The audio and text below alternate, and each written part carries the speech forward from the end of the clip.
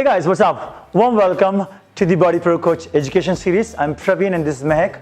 We're going to be talking about squats today. We have another video but specifically talking about what are the ankles and what are the few things that you need to keep in mind while performing the squats. Today we'll be talking about what are the few variations that we have in squats and how can we more get the benefit of the squats. Alright, so the first and the most important one is definitely the back squats. We'll show you the air squat. We'll just go back to air squat and show you the air squat again.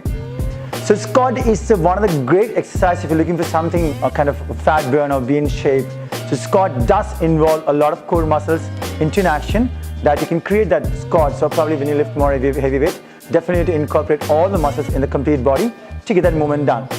Same time being said that your gluteus maximus is the biggest muscle group which will help you to burn a lot of calories. So now we're going to see a lot of people in the gym doing a lot of crunches in the gym. Probably you want to change that approach towards crunches and do more squats and more compound movement that you get definitely great and better results. So let's go into the air squats. We're going to keep the hands in the front, nice and smooth. Or we're going to sit down all the way where the butt or the hips goes below the knee level and stand up. Get up, down again, stand up again. Good job. So what do you want to make sure that this spine, the game completely goes down to the spine. The spine has to be neutral when you stand up. Can you just hold for it? This lower chest has to be maintained throughout the range of motion. Secondly, we're going to keep the scapula, the shoulder blades slightly back, squeeze them back. That's going to let you maintain the spine alignment, very natural, very neutral. Okay, we're going to see the squats, the weighted squats. Now, how do you, suppose you got the movement correct. In the last video, it's on the YouTube, we've spoken about what are the few muscles that you need to make it more flexible in order that you can do the correct squats. Sometimes you get to see people bending too much forward or the knees goes too much outside. We've shown all the stretches in the last video. So you're probably go and check that video before you perform any of the squats. So today we're going to show exactly the squat, how does it happen. So once you're done with the air squats, the next one is going to be using the barbell or using the weights in order that we can get more muscle fibers into the work, that we get more afterburn and we get more faster results. Let's go into it. So you can take your hand distance based on your flexibility. It could be wide, it could be narrow. So ideal distance, if it's an Olympic bar, there would be this kind of a line. So just some distance ideally from the line. Pick it up. Get off. Take your feet wide. So the feet distance is generally wide. If suppose if this is the hip distance, a bit wider than the hip distance, it's going to be the feet distance. Toes slightly pointing out because we're going to track the knees pointing outside while doing squats to open the hips. Down and up. 1. You're going to just give me 5 reps. 2. So you can see that this elbows exactly pointing down towards the floor. The wrist is pretty much flexed. The same time is relaxed, not much stress. Up. 3. 2 last times. 1 more. You can flex it back. So just to speak about few common mistakes that we do in the gym is that we end up doing only half squats. We end up doing a lot of people doing this much. So it does not incorporate all the muscles in the legs or in the glutes, and you would not probably get the right results that you're looking forward for. So you want to make sure that whatever you do, you're doing in a full range of motion, full range of fashion, that you get better results. We're going to see front squats. That's step 2, front squats. Go inside, you're going to place the hands on the bar, that the bar is even wrapped nicely on the shoulders. When you step back up, want to make sure that the elbow stays up. Drop it down. So traditionally, you get to see this in the gym scenarios, that you do this back squat to the front squats. Come up, breathe out. 3, good enough.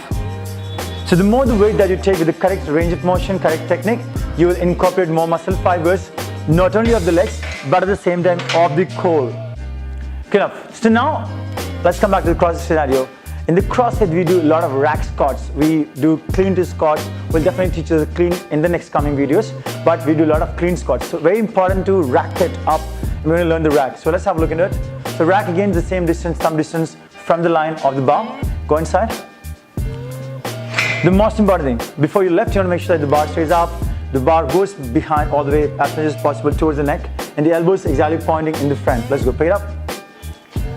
So through the entire movement, we're going to focus on keeping that elbow up and higher, and for that you'll have to definitely pull that shoulder blades back nice and smooth. So the moment you pull the shoulder blades back, you can see that the abdomen is in the full range of motion and kind of full length right now. Top down. The squat stays always the same one. The range of motion, the kind of knee alignments, all of them stay the same one. Now keep going. 2 last times. 1 more. Great job. Push back. As based on your sitting style, so probably your knees aren't tracking too much outside, You can choose to keep your feet wide, or if you're in difficulties in a hip joint or you're not enough flexible at this point of time, probably you can keep your feet wide. So the more you keep the feet wide, it'll be more easy for you to sit down towards the squats. Good enough? Let's go. Next one is going to be snatch balance. That's the fourth exercise, Yes. snatch balance. So being generally utilized, take your hands wide more. So she's going to go underneath the bar, get the bar on her traps. So trap is a trapezius muscle at the back. So this is the fleshy part of the back. We're going to make sure that all the time you place it over here. So if you place it a little more higher here somewhere, you have the cervical. So if you probably hit that bone, it'll be a little painful. You're going to place it somewhere in the fleshy part of the back. If you're doing it for the first time, you may feel a bit of pain because your skin or the body's not used to it, but you will get used to it with the time. Come back up. So watch the movement. She's going to create some flexion in the knees first. Create that force through the hips, jump it up and push down again. That's it. Exactly, you can see that now. So creating a lot of force on your feet. Down, press. Good job. Let's go. Give me 3 rounds. 2 down. Up, 3. 2 last times. I want to press and hold, okay? Down. All right. Now in the press and hold, stand up. You can see that the wrist is bent and kind of elbows are straight. Armpit is pretty much in the front, like it's pointing in the front. These are the lat muscles, okay? These are the lat muscles what she has. She's trying to push it up and activate the lat muscles that the bar is stable over the head for longer. You can put it back. Okay, so this a little bit more complicated or more complex movement would need some time and you need to constantly practice it. Go back to the video, see it again and again, that you exactly understand what I'm talking about. I spoke about a few things.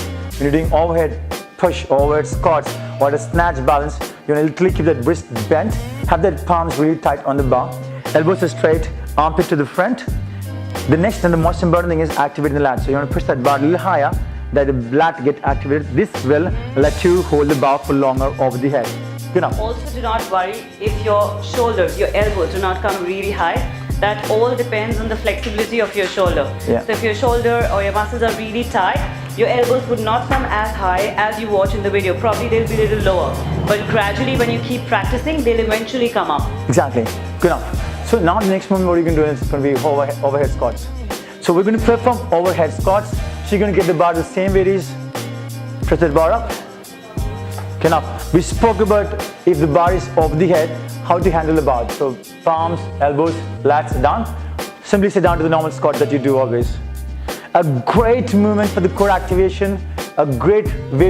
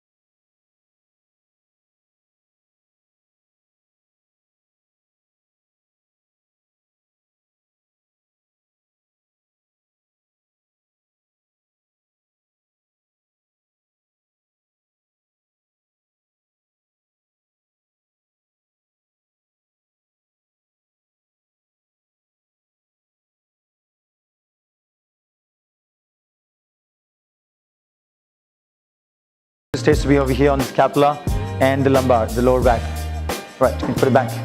Well, what we saw right now is that you can perform the squats or the movements, what we showed right now, with the barbell as well as with the kettlebell, or else you could use any kind of object like a medicine ball or a slam ball. You can do all the movements.